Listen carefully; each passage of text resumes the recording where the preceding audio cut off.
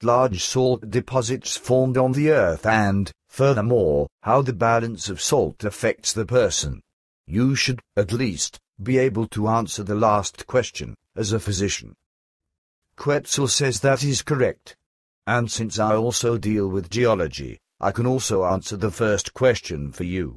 The first large salt deposits on Earth formed around 340 million years ago, but the main ones first formed 240 to 270 million years ago.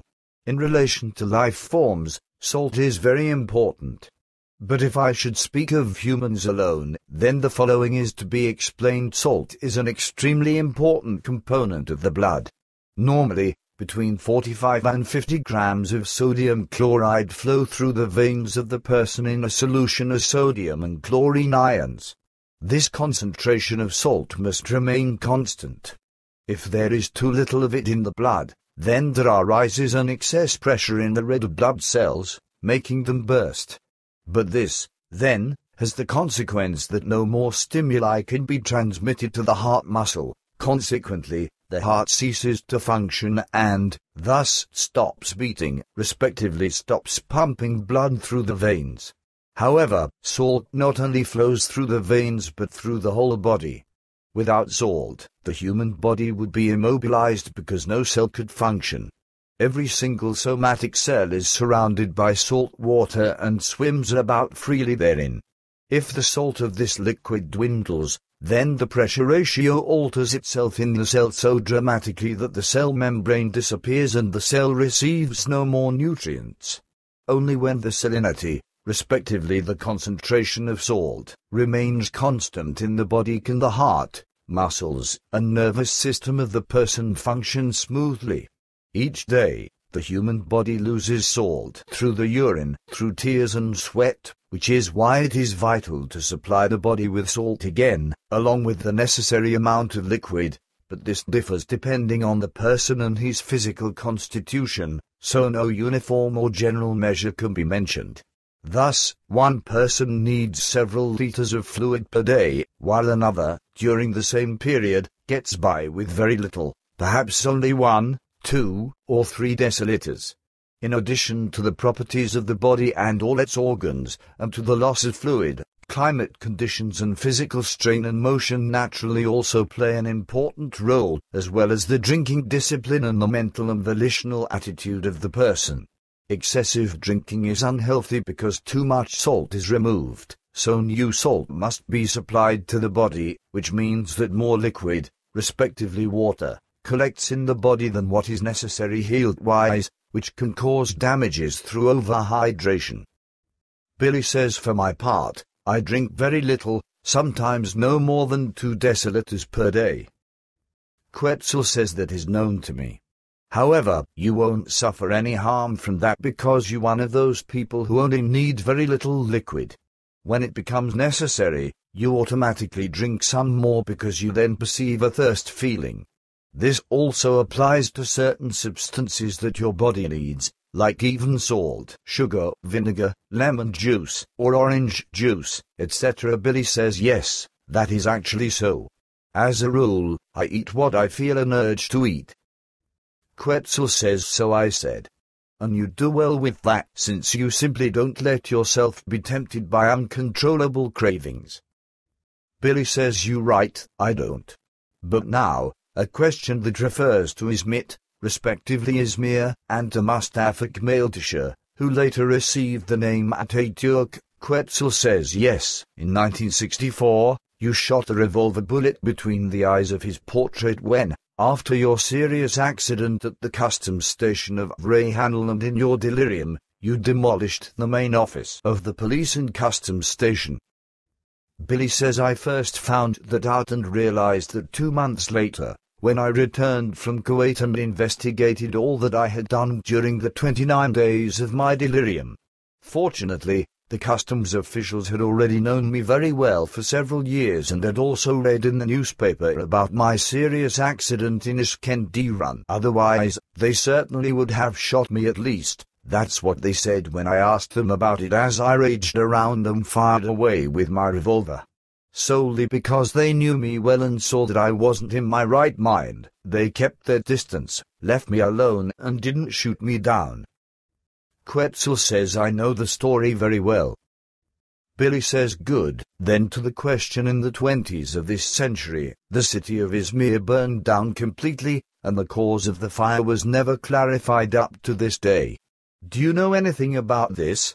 The Greek population of the city then fled and was taken up in the ship's harbor by the garrisons of the Allied crews and was brought to Greece. The city burned for 3 days. It was the year 1920, 1921, or 1922. Quetzal says that is also known to me.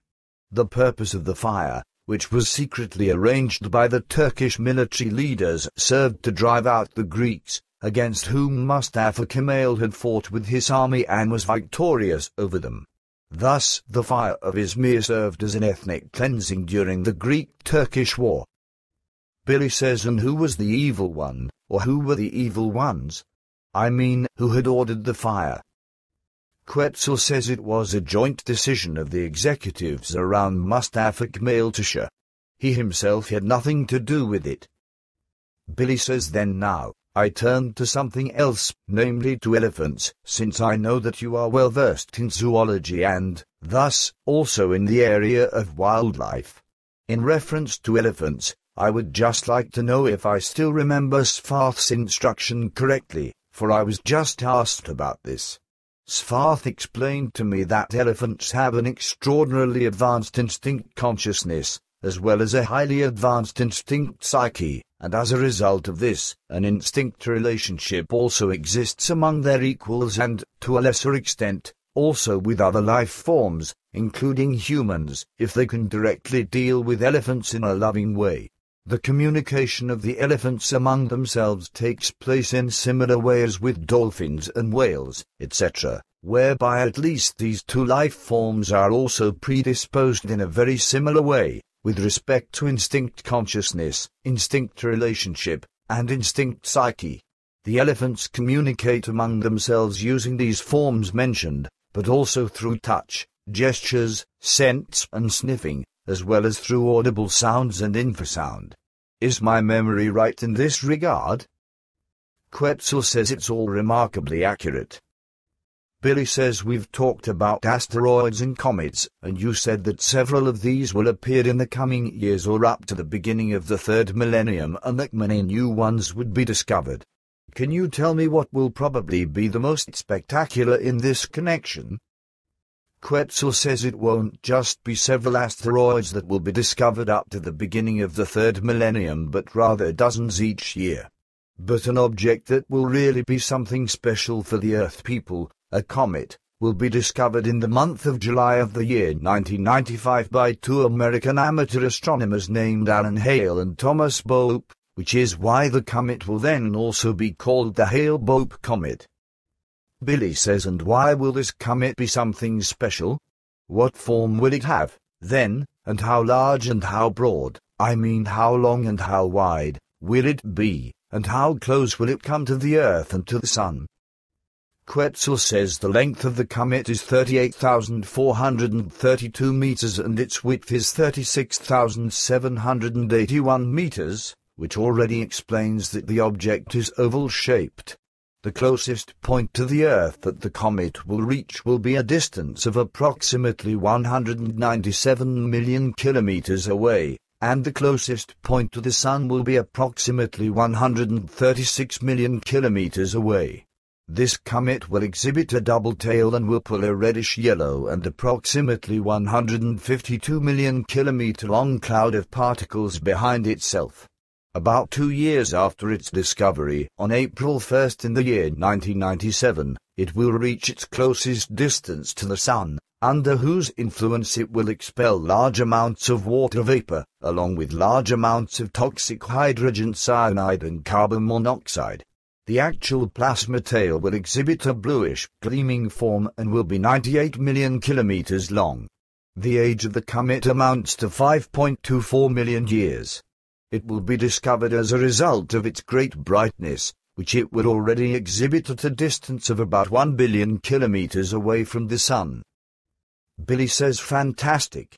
And when will this comet come so close again that it can be seen again from the Earth?